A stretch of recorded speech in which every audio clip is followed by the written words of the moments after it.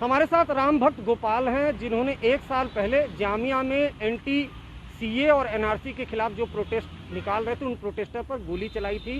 फिलहाल इन दिनों विवादों में है, क्योंकि कुछ दिन पहले इन्होंने हरियाणा के पटौदी में एक विवादित बयान दिया। गोपाल, आपने बयान दिया हरियाणा में काफ़ी विवादित, दूसरे संप्रदाय के खिलाफ कि लोग काटे जाएंगे, मारे जाएंगे, क्या कहना है आपका?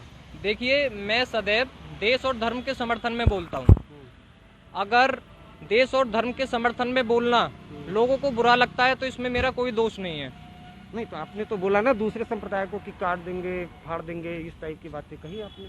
देखो, वहाँ मैंने मुल्ला शब्द का उपयोग और प्रयोग किया था, तो मैं ये कहना चाहता हूँ, मैंने वहाँ कोई मुसलमान शब्द का प्रयोग नहीं किया। मेरी लड़ाई किसी धर्म या मजहब से नहीं है।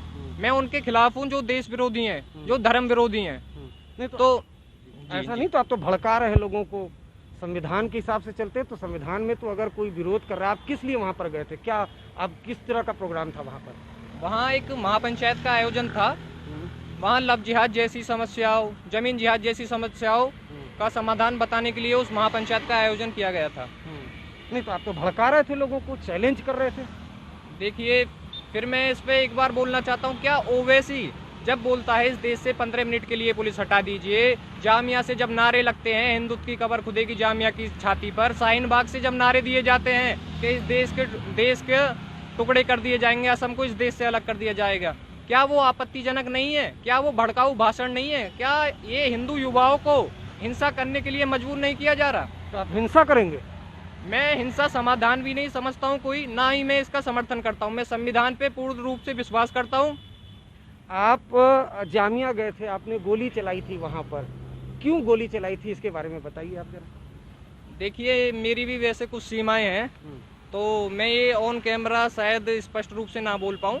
केवल वहाँ मैं देश विरोधी लोगों को एक संदेश देना चाहता था कि अभी इस देश का युवा खोखला नहीं हुआ है कि तुम इस देश में देश तोड़ने की बात करोगे और हम शांति से बैठ के देखते रहेंगे। तो क्या फिर देश का युवा गोली चलाएगा?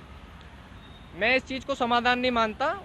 उस समय मेरी उम्र 17 वर्ष थी लगभग, तो मेरी समझ से संविधान परे था। वो आवेश में आके जो भी कार्य हुआ उस पर मैं कोई कमेंट नहीं करना चाहूँगा। मैं फिर ये जानना चाहूँगा कि आप जेवर से हथियार लेकर जामिया गए थे गोली चलाने के लिए, और आप कह रहे हैं नाबालिग थे, तो क्या परिस्थिति थी, ऐसी क्या हो गया था कि आप वहाँ चले गए थे? देखिए, देश का माहौल इस प्रकार से बना दिया था, रोड जाम करके लोग बैठ गए थे और वहाँ से उठने का नाम नहीं ले रहे थे। अपने हमें साधारण जीवन में भी उससे इतनी समस्याएं आ रही थी, और देश की इकोनॉमी तक खराब हो रही थी वहाँ से।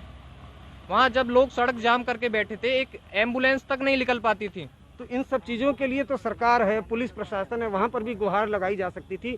बंदूक उठाना, बंदूक चलाना तो किसी समस्या का समाधान नहीं है ना। मैंने आपसे पहले भी स्पष्ट कहा, मैं समाधान नहीं समझता हिंसा को, संविधान पर पूर्ण रूप से विश्वास रखता हूँ।